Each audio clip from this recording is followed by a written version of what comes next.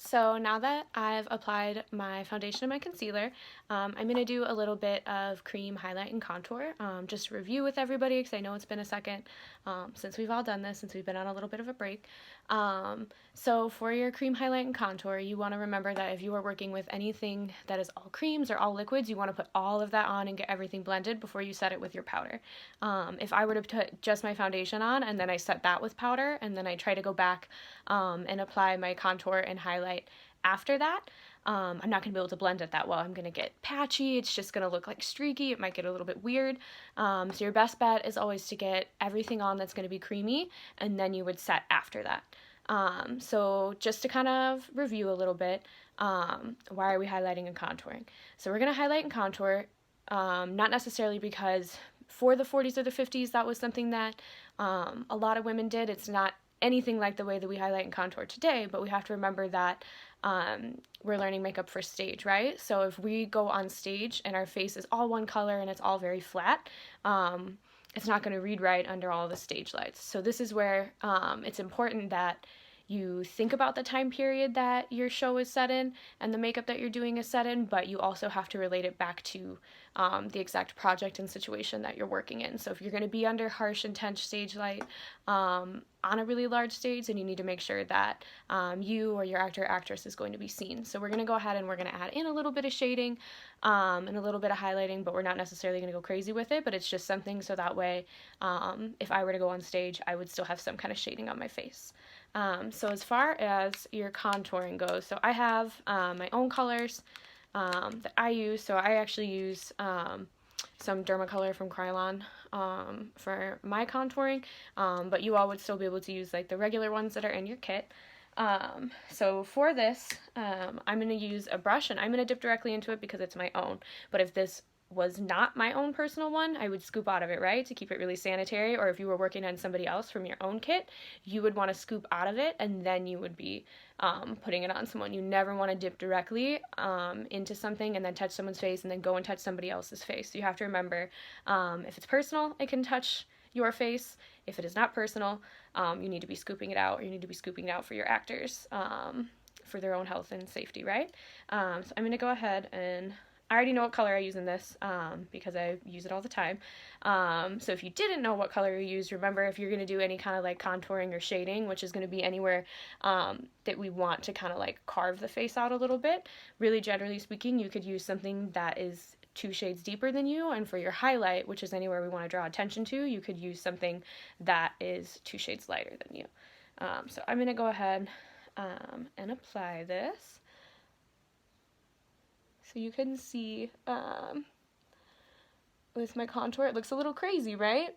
So that's why we're going to blend, but just so that y'all can see exactly where the shape is going to be, it's just going to be kind of like face framing. So you could do everything with creams, you could do everything with powders. I usually do a little bit of both, but I just wanted to make sure that I'm showing y'all what is in your kit exactly, just so that way you're still able to work with what you have.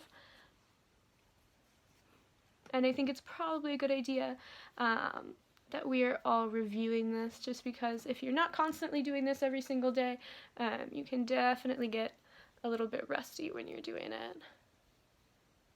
And then also remember, y'all, that we don't want to be a floating head, right? I will still say that to you even if we are not in class. So you want to make sure that when we go back and blend, we're going to blend everything down our neck too. And then I usually go around, I frame out my whole forehead. I have a large forehead, so I have to shade my forehead quite a bit. If you do not have a similar forehead, obviously you may not have to do this, right? But I know that in order to get my face to look how I like it, I usually have to shade my forehead a little bit. And then I'm going to go ahead and contour my nose a little bit.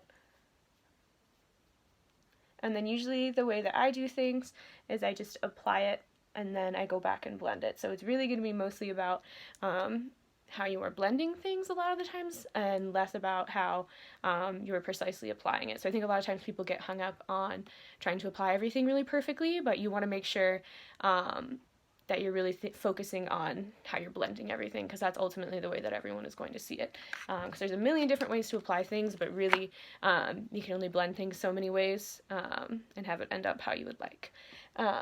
So remember, for blending, if we just do like little circles, you can kind of like buff it into the skin.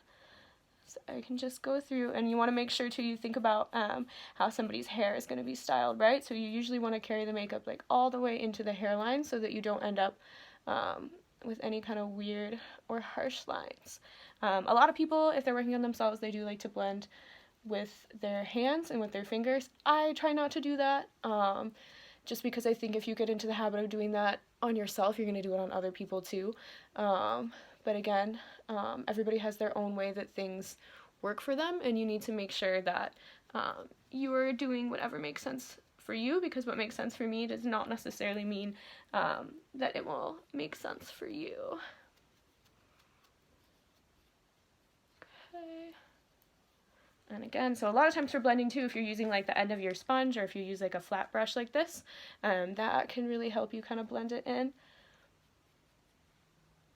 And you can kind of just like dot it over your face, and you can get all the little circles like I always talked about in class to kind of help everything just kind of blend out. And then again, remember, you don't want to be a floating head, so you want to make sure that you blend everything down your neck too.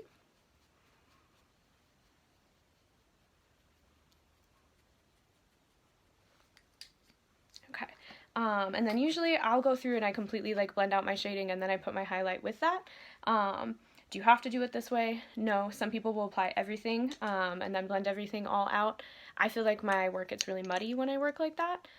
So I try to do everything in pieces and kind of like in sections. So wherever I just went in and put a shadow, I'm going to go ahead and put a little bit of my highlight. And again, this is just anywhere that you want to kind of like focus the eye and draw attention to. And then I usually do a little